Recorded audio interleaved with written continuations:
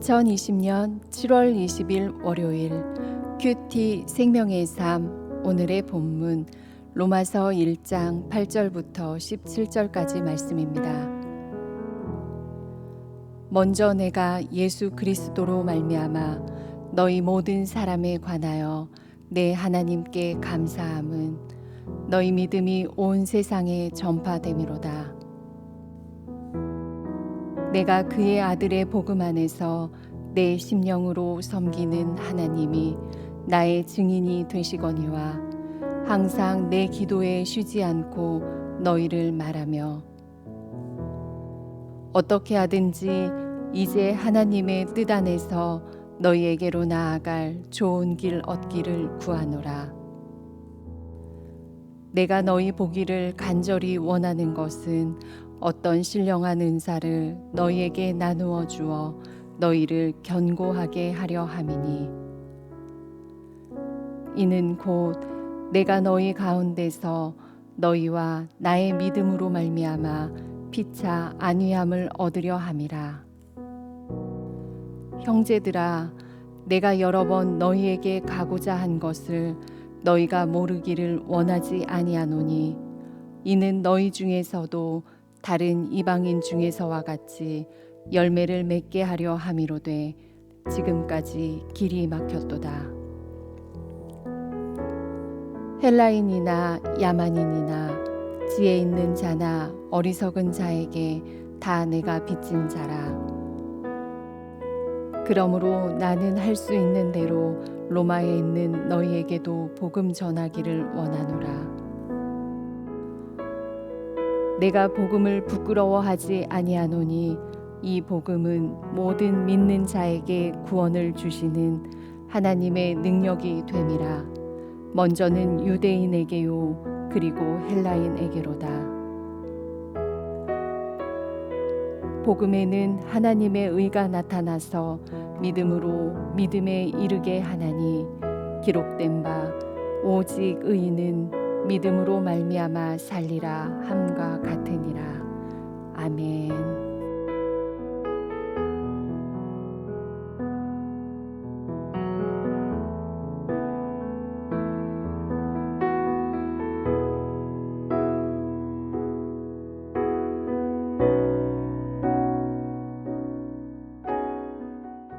여러분, 복음이라는 단어, 우리가 헬라어로 유앙겔리온이라고 하는데 이 복음이라는 단어가 맨 처음 쓰이게 된 때를 아십니까? 이스라엘 백성들은 바벨론 포로로 잡혀가서 오랜 기간 동안 노예 생활을 했습니다. 그런데 바벨론이 멸망하고 새로 등장한 바사 나라의 고레스가 왕위에 오르면서 드디어 해방의 명령이 그들에게 전해지기 시작했습니다. 모든 유대인은 자유다. 이제는 고향으로 돌아갈 수 있다. 라는 소식이 전해지기 시작한 것입니다. 노예 생활을 하던 이스라엘 백성에게 이것이 얼마나 좋은 소식이었겠습니까? 이때 처음으로 유앙겔리온이라는 기쁨의 소식, 복음이라는 단어가 사용되기 시작했습니다. 여러분, 오늘 이 땅을 살아가는 사람들이 기다리는 가장 기쁨의 소식이 무엇일까요? 사람마다 기다리고 바라는 것이 다 다를 수 있습니다. 그러나 확실한 것은 누구나 참된 자유, 참된 구원을 바라고 있다는 사실입니다. 우리가 살아있다는 것은 생명이 있다는 것이고 그렇게 매일 호흡하면서 우리는 누구보다 이 땅 가운데서 각자의 소망을 가지고 행복하게 잘 살고자 합니다. 그런데 세상을 살면서 기쁨보다는 고통이 더 많고 우리는 그 고통을 벗어나 나름대로 인생을 잘 살기 위해 몸부림치고 애를 씁니다. 그러나 내가 원하는 목표를 세우고 열심히 달려서 그것을 이룬다고 한들 진정한 삶의 만족을 가져다 주지는 못한다는 사실입니다. 왜요? 인생의 궁극적인 물음, 많은 인생들이 어디로부터 와서 어디로 가는지 모르고 살아가기 때문입니다. 이 가장 실존적인 질문을 해결하지 못하면 우리들의 삶은 진정한 행복을 찾을 수 없을 뿐더러 일평생의 삶이 무의미하게 될 수도 있는 것입니다. 그런데 우리들은 바로 이 문제를 해결한 존재들이 아닙니까? 우리의 창조주이신 하나님과의 관계에서 비롯된 죄의 문제들, 그리스도 예수님의 십자가 희생으로 말미암아 이러한 문제들을 해결받고 새로운 생명을 부여받고 이 땅을 살아가게 된 것입니다. 물론 아직 우리는 그 죄 가운데 살아가고 하나님 앞에 이를 때까지 우리의 삶을 성결하게 하나님의 영광을 위하여 계속 전진해야 할 존재들입니다. 하지만 우리는 스스로의 문제를 해결할 수 없는 죄인들이었지만 예수님의 보혈로 이제 그 죄의 문제를 해결하고 하나님의 방법대로 이 세상을 살아갈 수 있게 된 사람들인 것입니다. 따라서 예수님만이 진정한 우리의 기쁜 소식이 되시는 것입니다. 바울은 로마 교회에 비록 방문한 적은 없지만 그들을 위해서 늘 기도해 왔다고 밝히고 있습니다. 그는 로마 교회를 방문하여 신령한 은사를 나누어 견고하게 하기를 원한다고 말하고 있습니다. 그러니까 바울은 그곳에서 말씀으로 봉사하고 싶다는 말을 전하는 것입니다. 그렇다고 바울이 그들을 일방적으로 가르치겠다는 것은 결코 아닙니다. 오늘 본문 12절 말씀처럼 바울은 믿음의 교제를 통해 서로 안위를 얻기를 원하고 있는 것입니다. 바울은 뛰어난 학식과 사도의 권위를 지녔으면서도 혼자 가르치려 하지 않고 서로 격려하는 시간을 귀히 여겼습니다. 그는 각지의 교회를 방문하며 자기 몸을 돌보지 않고 일했던 사람이었습니다. 그 과정에서 성도들로부터 안위를 얻지 못했다면 힘든 사역을 감당할 수 없었을 것입니다. 여러분, 왜 하나님께서 우리를 하나의 공동체로 묶어주시고 교회를 통하여 일하게 하실까요? 우리는 그리스도 안에서 한 몸을 이루는 유기체로 존재하기 때문입니다. 따라서 섬기기만 하는 것도, 섬김을 받기만 하는 것도 옳지 않습니다. 우리는 서로 나누고 서로 섬겨야 합니다. 세상 사람들은 코로나19의 환경에서 왜 그렇게 교회 공동체는 모이려고 하느냐 하고 비난을 합니다. 그러나 정작 그렇게 말하는 사람들도 친구들과 모이고 동료들과 함께 모여서 식사하고 교제합니다. 그렇게 사람은 혼자 살아갈 수 없는 존재들입니다. 하물며 한 몸을 이루게 하신 교회가 서로를 위해 격려하고 섬기는 것은 교회를 이루는 너무나도 중요한 요소입니다. 그래서 우리는 이 언택트의 시대, 쌍방향 온라인 프로그램을 통해서라도 서로 교제하고 사랑을 나눌 수 있어야 합니다. 우리가 함께 모이지 못한다고 실망하고 포기하지 마십시오. 주어진 모든 환경을 동원하여 서로 나누고 섬겨서 아름다운 공동체를 계속 이어나가기를 소망합니다. 13절 말씀입니다. 형제들아, 내가 여러 번 너희에게 가고자 한 것을 너희가 모르기를 원하지 아니하노니 이는 너희 중에서 또 다른 이방인 중에서와 같이 열매를 맺게 하려 함이로되 지금까지 길이 막혔도다. 아마도 바울은 3차 전도 여행을 마치고 고린도에서 로마서를 기록했을 것입니다. 그는 상당히 넓은 지역에서 복음을 전파하고 여러 교회를 세웠습니다. 특히 바울은 여건이 허락하지 않음에도 불구하고 로마에 가서 복음 사역을 감당하려고 계속 시도했습니다.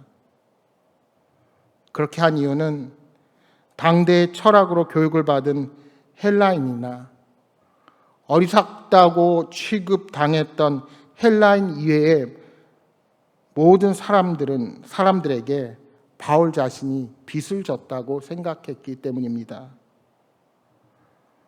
바울은 하나님이 이방인들을 구원하실 뜻을 품지 않으셨다면 자신은 계속해서 교회를 핍박하다가 결국에는 하나님의 진노에 떨어졌으리라고 생각했습니다. 그러니까 이방인들 덕분에 자신이 구원받았다는 빚진 자의 심정으로 자기 생명을 이방인의 선교에 바치려고 했던 것입니다.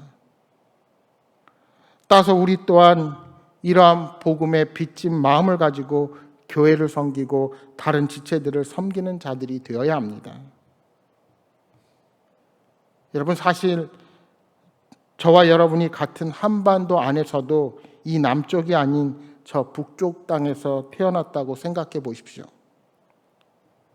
한국 전쟁 전후로 신앙의 자유를 찾아 많은 신앙의 선배들이 자신의 삶의 터전을 버리고 남쪽으로 내려왔습니다. 오늘 저와 여러분은 대한민국이라는 자유국가에서 태어났다는 사실로 인하여도 복을 받은 자들이지만 특별히 복음 안에서 새로운 생명을 얻었다는 자체가 빚진 자가 된 것입니다. 따라서 저와 여러분은 복음을 전할 대상자들에게 빚진 자라는 인식을 가져야 합니다. 그리고 아직도 우리 주변에 그 복음을 모르는 자들에게 그리스도의 사랑을 전할 사명이 있음을 잊어서는 결코 안 됩니다. 이제 바울은 로마서의 주제라고 할 수 있는 고백을 합니다. 당시 예수 그리스도를 믿는다는 것은 핍박을 감수하는 일이었습니다. 그리고 바울은 그 일로 많은 고난을 경험한 사람이었습니다. 그럼에도 바울은 복음을 부끄러워하지 않는다고 담대하게 고백합니다. 그리고 하나님의 의는 믿음으로 믿음에 이르게 한다라는 복음의 핵심을 선포하는 것입니다. 바울은 하박국서 2장 4절 말씀을 인용하여 오직 의인은 믿음으로 산다는 복음을 설명하는 것입니다. 여기서 믿음으로 믿음에 이른다는 말은 처음부터 끝까지 믿음이라는 뜻으로 오직 믿음으로만 하나님 앞에서 의롭게 될 수 있음을 강조하는 표현입니다. 찰스 스윈돌 목사님의 로마서 주석에 보면 당시 로마에서 약 100만 가량의 사람들이 있었고 그 중에서도 반 정도는 노예였을 것으로 추측하고 있습니다. 또한 당시 로마의 사회적 불안함은 언제 폭동이 일어날지 모르는 상황이었고 로마의 정책에 의해서 같은 민족끼리 모여 살면서 불안한 평화를 유지하고 있었습니다. 그런데 그리스도인들이 된다는 것은 이런 사회 질서와 사회가 제공하는 안전에 도전하는 것이요, 유대인과 이방인 그리스도인들 모두에게 그리스도의 제자가 된다고 하는 것은 종종 가족이나 친족을 잃는 것을 의미하기까지 했던 것입니다. 누구에게나 힘든 삶이었지만 그런 환경 속에서 그리스도인이 된다는 것은 더더욱 고달픈 삶을 의미했습니다. 그러나 거기에는 진정한 복음의 힘이 있었습니다. 세상의 방식이 아닌 하나님의 방식입니다. 힘으로 정복하는 것이 아닌 사랑으로 희생하고 섬기는 것입니다. 따라서 오늘날 진정한 삶의 희생과 포기 없이 쉽게 이 복음의 의미를 받아들이려고 할 때 우리는 하나님의 능력을 경험할 수가 없게 되는 것입니다.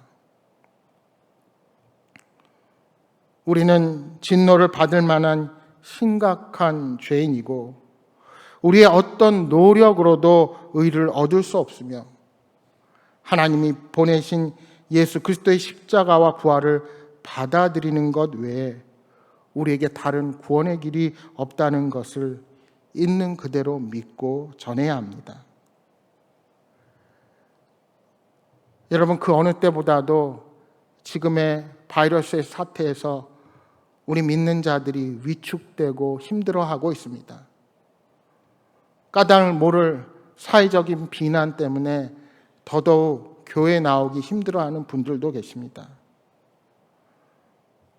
이유야 어떻든 우리가 이 상황이 어찌 보면 로마 시대를 살아가는 그리스도인들의 상황과 비슷해지고 있다는 생각을 해보게 됩니다. 여러분, 예수 그리스도 이름이 경멸되고 사람들에게 잊혀지는 이 시대에 우리가 그리스도인으로 당당히 선다는 것은 그 무엇보다 중요합니다. 사랑하는 여러분, 십자가만이 우리의 자랑이어야 합니다. 그것이 우리의 당당함이고 거룩한 배짱이어야 합니다.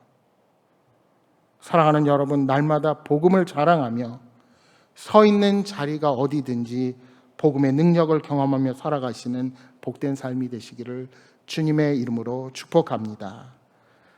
우리 주신 말씀 생각하면서 함께 통성으로 기도하겠습니다.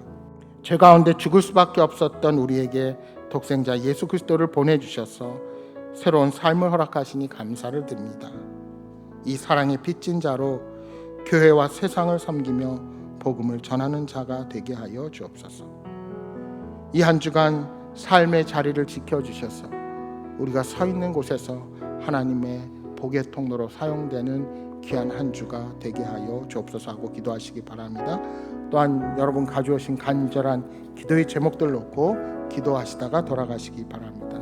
함께 기도하겠습니다.